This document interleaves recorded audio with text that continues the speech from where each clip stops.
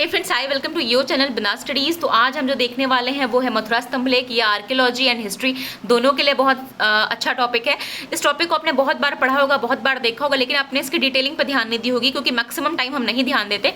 और चूंकि ये आपके एग्जाम का टाइम है तो मैं आपको फटाफट बताऊंगी ताकि आपका एक रिविजन हो जाए। ठीक है, देखिए जो आपको इसमें ध्यान देना, आप सोच रहे हो इसमें ऐसा क्या खास बात है जो इसमें ध्यान दिया जाए। तो देखिए इसमें बहुत सारी खास बात है। पहली बात तो अगर आपसे सवाल पूछा जाए कि चंद्रगुप्त जो सेकंड है यानी जो विक्रमादित्य है उसका पहला अभिलेख कौन सा था, तो आपको ये तो पता होगा कि कौन कौन से अभिलेख उसके थे, बट पहला कौन सा था तो याद रखिएगा मथुरा स्तंभ लेख, जिसको आज हम डिस्कस करने वाले हैं।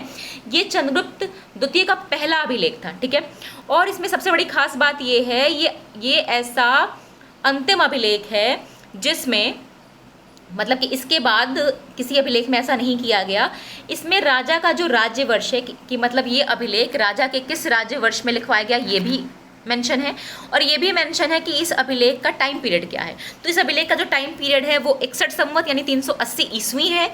ये उस टाइम पे लिखा गया था और उस टाइम चंद्रगुप्त द्वितीय का 5वां वर्ष चल रहा था, मतलब शासन का 5वां वर्ष चल रहा था, इसलिए भी ये इंपॉर्टेंट हो जाता है। ठीक है, इसके बाद के जो भी अभिलेख आपको गुप्तों के मिलेंगे ना, उसमें आपको कि मतलब आपको राजवर्ष नहीं मिलेगा या संवत नहीं मिलेगी, दोनों एक साथ नहीं मिलेगा। ठीक है, अगर आप इस अभिलेख की बात करेंगे तो इसमें एक और चीज़ इंपॉर्टेंट है कि इससे ही गुप्त संवत के आरंभ होने का जो टाइम है वो निश्चित हो जाता है। बिकॉज ये निश्चित अगर कभी पूछा जाए कि कैसे पता चला तो आप कि गुप्त संवत इस टाइम को आरंभ होती है, तो आप एक बार को इस अभिलेख का उल्लेख कर सकते हैं क्योंकि इसमें दोनों चीज़ें, राजा का राज्य वर्ष और संवत, दोनों को एक साथ दिया गया है।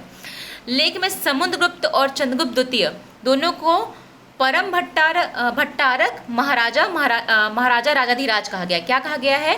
भट्टारक महाराज और राजाधिराज। ठीक है, यानी कि भट्टारक, महाराज और राजाधिराज। तो किसको किसको कहा गया है? देखिए ये अभिलेख जो है वो तो चंद्रगुप्त सेकंड का है, पर इसमें समुद्रगुप्त को भी ये उपाधि दी गई है।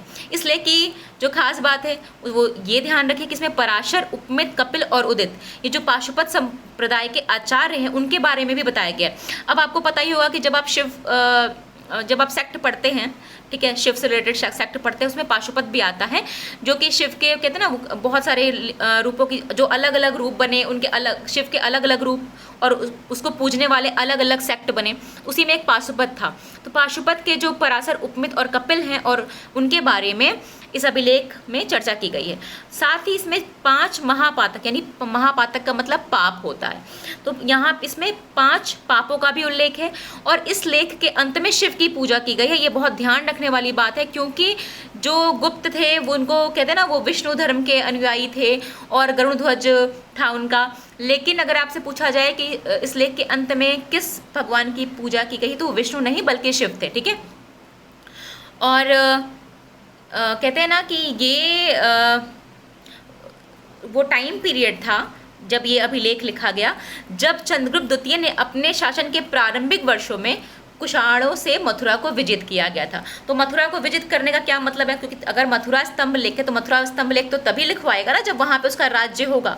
तो कहते हैं ये वही टाइम पीरियड रहा होगा जब संभवतः, ठीक है, जब चंद्रगुप्त सेकंड ने कुषाणों से मथुरा को विजित किया होगा। तो मथुरा स्तंभ लेख में जो मैंने आपको 2-3 बातें बता दी कि क्यों इंपॉर्टेंट है। एक तो शिव की पूजा लास्ट में होगी, फिर इसमें 4 अलग अलग पाशुपत आचार्यों का उल्लेख है, 5 पापों का उल्लेख है, प्लस इसमें गुप्त संवत और राजा का राजवर्ष दोनों एक साथ मिलता है, और ये चंद्रगुप्त सेकंड का पहला अभिलेख है। ठीक है, उम्मीद करती हूँ कि आपको ये टॉपिक समझ में आया होगा, और अगर नहीं समझ में आया या कोई आपका क्वेश्चन या कोई क्वेरी है तो प्लीज़ मुझे मेल कर दीजिएगा, और मेल आईडी तो आपको मेंशन ही होगी।